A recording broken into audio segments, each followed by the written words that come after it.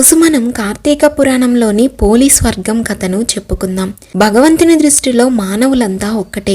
ధనికుడు, పేద, ఆడ, మగ మొదలైన భేదాలు ఆయన చూడడు. నిర్మలమైన మనస్సుతో ఆయనను ఆరాధించే భక్తులను ఆయన తప్పకుండా అనుగ్రహిస్తాడు. భక్తితో చేసే పూజ భగవంతునికి ఎంతో ప్రీతికరమైనది. అనవసరమైన ఆడంబరాలు ఆయనను సంతృప్తి పరచలేవు.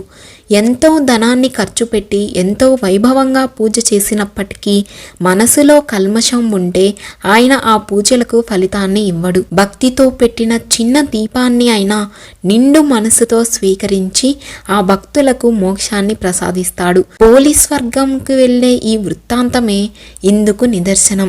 ఆ కథ ఏమిటంటే, పోలి చాకలి కులానికి చెందిన స్త్రీ. చిన్నతనం నుంచి ఆమెకు భక్తి ఎక్కువ.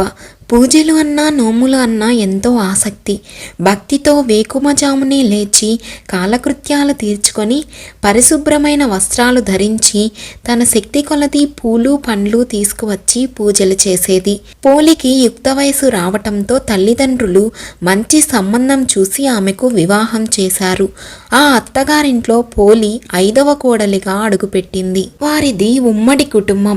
5గురు అన్నదమ్ములు కలిసి పొలం పనులు చేసుకునేవారు. పోలి అత్తగారింట్లో ఎంతో భయభక్తులతో ఉండేది. ఇంటికి వచ్చిన బంధువులను ఎంతో గౌరవించి ఆదరించేది. దాంతో బంధువులందరికీ పోలి అంటే చక్కటి ఆప్యాయత ఏర్పడింది. ఆమెను ఎంతగానో ప్రశంసించేవారు. చిన్నప్పటి నుంచి అలవాటును కొనసాగిస్తూ పోలి అత్తగారింట్లో కూడా పూజలు చేసేది. ముత్తైదువులకు పసుపు కుంకుమలు పెట్టేది. దీంతో ఉత్తమ భక్తురాలిగా పోలి చక్కటి పేరు సంపాదించుకుంది.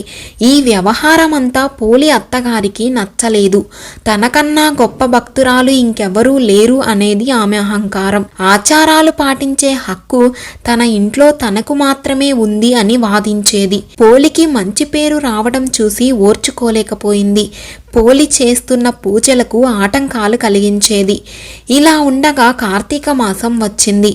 పరమేశ్వరునికి ఇష్టమైన మాసం కార్తీక మాసం కావటంతో కార్తీక మాసం చేసే పూజ ఏదైనా అనంతమైన ఫలితాలను ఇస్తుందని శాస్త్రాలు చెబుతుండటంతో పోలి అత్తగారు ఈసారి ఎలాగైనా పోలికి కార్తీక మాసం పూజలు చేసుకునే అవకాశం ఇవ్వకూడదని గట్టిగా నిర్ణయించుకుంది.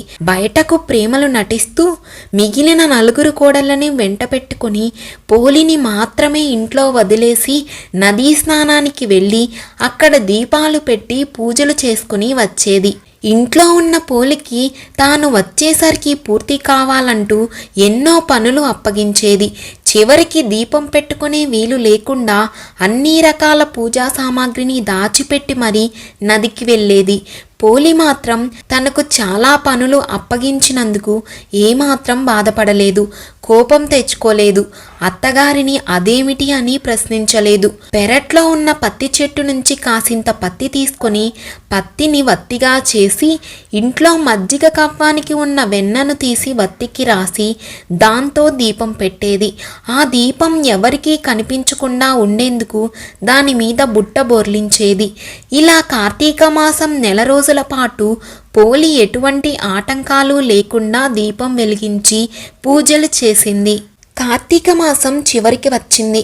ఆ రోజు అమావాస్య. ఎప్పటిలాగే అత్తగారు మిగిలిన కోడళ్లను తీసుకుని నదీ స్నానానికి వెళ్ళింది. పోలి ఎప్పటిలాగే ఇంటి పనులన్నీ చకచకా పూర్తి చేసుకుని కార్తీక దీపం వెలిగించుకుంది. ఎన్ని అవాంతరాలు వచ్చినా, ఎంత కష్టసాధ్యమైనా ధర్మాచరణతో పూర్తి చేసిన పూజను చూసి దేవతలకు ముచ్చట వేసింది. వెంటనే ఆమెను స్వర్గానికి తీసుకువెళ్లేందుకు నిర్ణయించుకున్నారు. దివ్యమైన విమానాన్ని తీసుకుని పోలి ఇంటికి చేరుకున్నారు. అప్పటికే ఇంటికి చేరుకుంటున్న అత్తగారు ఆమె కోడళ్ళు ఆ విమానాన్ని చూసి అది తమ కోసమే వచ్చిందనుకుని మురిసిపోయారు. కానీ అందులో పోలి ఉండడం చూసి హతాశులయ్యారు. ఎలాగైనా ఆమెతో పాటు తాము కూడా స్వర్గానికి వెళ్లాలనుకునే ఆత్రంలో పోలి కాళ్లను పట్టుకుని వేలాడే ప్రయత్నం చేసినా ఉపయోగం లేకుండా పోయింది. దేవదూతలు పోలికి మాత్రమే స్వర్గానికి చేరుకునే నిష్కల్మషమైన మనస్సు ఉందని వారిని కిందకు తోశారు. పోలి మాత్రం స్వర్గానికి చేరుకుంది. ఆ రకంగా కార్తీక మాసం నెల రోజులు విడిచిపెట్టకుండా నిష్కల్మషమైన మనస్సుతో దీపం వెలిగించిన ఫలితంగా పోలికి స్వర్గం చేరుకునే వరాన్ని ఆ పరమేశ్వరుడు అనుగ్రహించాడు. భగవంతునికి కల్మషం లేని మనస్సు, ఆడంబరం లేని పూజ, నిర్మలమైన భక్తి తప్ప మరేమీ అవసరం లేవని పోలి జీవితం ఇతివృత్తం ద్వారా స్పష్టమవుతుంది. పోలి స్వర్గానికి చేరుకున్న వృత్తాంతానికి గుర్తుగా తెలుగునాట ప్రజలందరూ కార్తీక అమావాస్య రోజు దాటగానే ఉదయాన్నే అరటి డొప్పలతో దీపాలను వెలిగించి నదిలో వదులుతూ పోలిని తలుచుకుంటారు. ఈ ఘట్టమే పోలి స్వర్గానికి పంపించటం అనే పేరుతో ప్రసిద్ధి పొందింది. కార్తీక మాసంలో ఏదైనా తప్పనిసరి కారణంగా నెల రోజులు లేదా కొన్ని రోజులు దీపాలు వెలిగించకపోయినప్పటికీ ఈ అమావాస్య దాటిన తరువాత 30 ఒత్తులతో దీపాన్ని వెలిగిస్తే నెల రోజులు దీపారాధన చేసిన పుణ్యఫలం దక్కుతుందని కార్తీక పురాణంలో చెప్పబడింది. పోలి వ్రత కథ ఇంతటితో సమాప్తం. మరొక ఆధ్యాత్మిక కథతో మళ్ళీ కలుద్దాం. మర్చిపోకుండా వీడియోని లైక్ చేసి ఛానల్ని సబ్స్క్రైబ్ చేసుకోండి.